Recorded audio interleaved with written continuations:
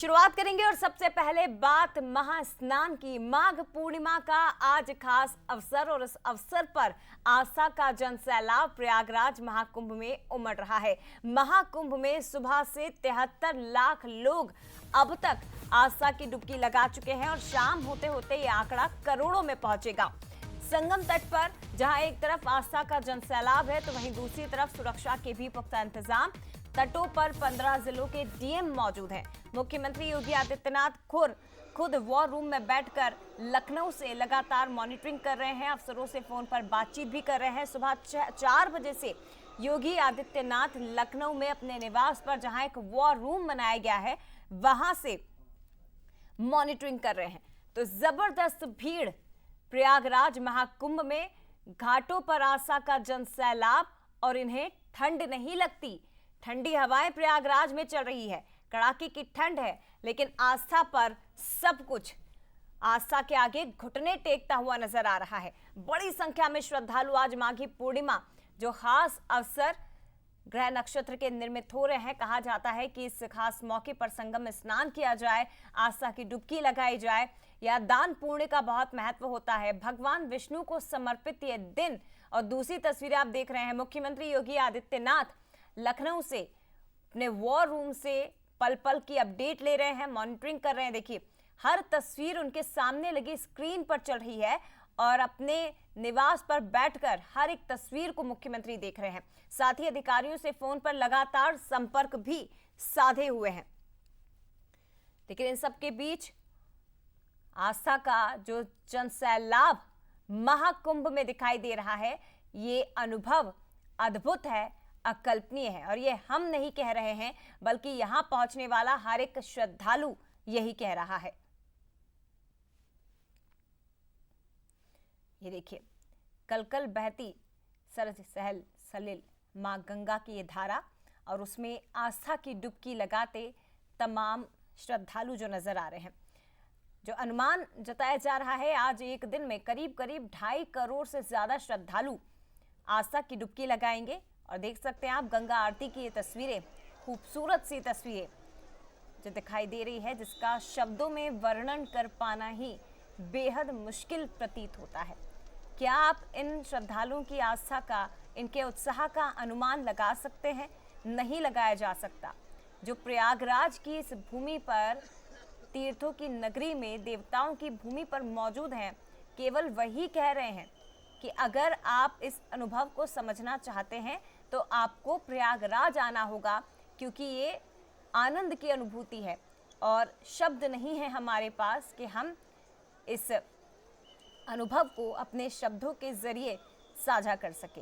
लेकिन इन सबके बीच आप जब देख रहे हैं कि आस्था का जनसैलाब, अपार भीड़, अपार उत्साह लोगों का नजर आ रहा है, तो फिर ट्रैफिक रूट में भी बदलाव हुआ है। व्यवस्थाएं भी इस बार आपको थोड़ी सी बदली हुई सी नजर आएंगी। रास्तों में जो भीषण जाम था उसके चलते ट्रैफिक प्लान में बदलाव किया गया है।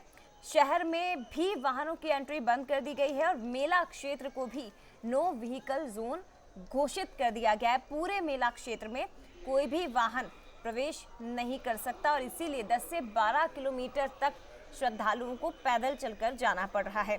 इधर दूसरी तरफ हालांकि श्रद्धालुओं की सुविधाओं के लिए शटल बसें जरूर प्रशासन की ओर से चलाई जा रही है, लेकिन क्योंकि संख्या बहुत ज्यादा है और ये बसें भी फिर सीमित संख्या में ही नजर आ रही हैं। सुरक्षा के लिहाज से पैरामिलिट्री फोर्स के जवान तैनात कर दिए गए हैं। भीड़ बढ़ ना पाए इसलिए बार बार हिदायत भी दी जा रही है और आग्रह भी लोगों से किया जा रहा है कि आप एक ही जगह पर इकट्ठे ना रहें। अब तस्वीरें भी आपको दिखाएंगे सीधे प्रयागराज महाकुंभ की। हमारे साथ विवेक इस वक्त लाइव जुड़ गए हैं। विवेक, जरा बताइए, आस्था का जनसैलाब आज माघी पूर्णिमा के इस खास मौके पर भी दिखाई दे रहा है। जहां तक नजर जाएगी केवल आपको श्रद्धालुओं की भीड़ दिखाई देगी। व्यवस्थाएं किस तरह की हैं, उत्साह किस तरह का, और अभी तक क्या आंकड़ा निकल कर आया है, कितने श्रद्धालुओं ने स्नान किया? माघी पूर्णिमा का 5वां स्नान पर्व है और 5वें स्नान पर्व पर भी जो श्रद्धालुओं को प्रयागराज पहुंचकर त्रिवेणी में मुफ्त गायनी गंगा में पुण्य की डुबकी लगाने की जो लालसा थी वो कम होती नजर नहीं आ रही है। आप हमारे पीछे भी देख सकते हैं, हम दिखाना चाहेंगे अपने दर्शकों को कि ये जो श्रद्धालु हैं ये लगातार पैदल चलकर अभी भी, क्योंकि अब 5वां स्नान पर्व है, एक बड़ी बात है, क्योंकि मेले की समाप्ति अगर बात करें तो 3 मुख्य जो शाही स्नान या अमृत स्नान होते हैं, उसको बसंत पंचमी के बाद धीरे धीरे समाप्ति की ओर आगे बढ़ता है। लेकिन इस बार की जो महाकुंभ है, जो इस बार की दिव्यता है, जो इस बार की भव्यता है, वो लगातार प्रयागराज में देखने को मिल रही है। आज माघी पूर्णिमा के अवसर पर ब्रह्म मुहूर्त से ही जो श्रद्धालु थे वो प्रयागराज में संगम की तरफ रवाना हो रहे हैं। बस स्टेशनों से लेकर रेलवे स्टेशनों से लेकर लगातार पैदल चला जा रहा है। हालांकि थोड़ी सी अव्यवस्था जरूर 2-4 दिनों पहले देखने को मिली थी, क्योंकि भीड़ बहुत ज्यादा हो गई थी। लेकिन इस पूरे मामले में जिस तरीके से उत्तर प्रदेश के मुख्यमंत्री योगी आदित्यनाथ ने संज्ञान में लिया था और एक अधिकारियों की पूरी फौज कल यहाँ पर खड़ी हो गई थी, उसके बाद जो व्यवस्थाएं हैं वो बेहद सुगम हो गई है। आप देख सकते हैं आसानी से अब प्रयागराज की जो राह है वो आसान हो गई है। हमारे तमाम जो दर्शक जो प्रयागराज आना चाहते हैं उनके लिए भी ये जरूरी सूचना है कि वो आराम से अब आकर त्रिवेणी में 144 वर्षों बाद लगे इस महाकुंभ का जो योग है उसमें वो यहाँ पर पुण्य की डुबकी लगा सकते हैं। हालात जो पहले खराब थे अब वो काफी बेहतर हो चुके हैं। तो जो लोगों के आने का सिलसिला है वो पहला जो पौष पूर्णिमा का स्नान था और 5वां स्नान पर आज माघी पूर्णिमा का है, उसमें कोई कमतर नहीं है। हालात अच्छे हो गए हैं, व्यवस्थाएं अच्छी हो गई है और माघी पूर्णिमा का जया एक अलग ही विशेष महत्व है।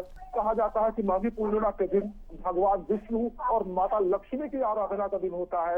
आज के दिन ही भगवान विष्णु मां गंगा के जल में विराजमान होते हैं और जो पुण्य की डुबकी लगाने के श्रद्धालु आज के दिन त्रिवेणी पहुंचते हैं उनको मनोवांछित फलों की प्राप्ति होती है। गया निश्चित तौर पर विवेक, लेकिन एक बार फिर से तस्वीरें तो हमने देखी है, करोड़ों की संख्या में आज भी यहाँ पर रिकॉर्ड तोड़ भीड़ और शाम होते होते, क्योंकि ज्योतिष ये कह रहे हैं कि शाम 7:30 बजे तक का शुभ मुहूर्त है जब आप आस्था की डुबकी गंगा स्नान कर सकते हैं, तो ये रिकॉर्ड तोड़ संख्या होगी।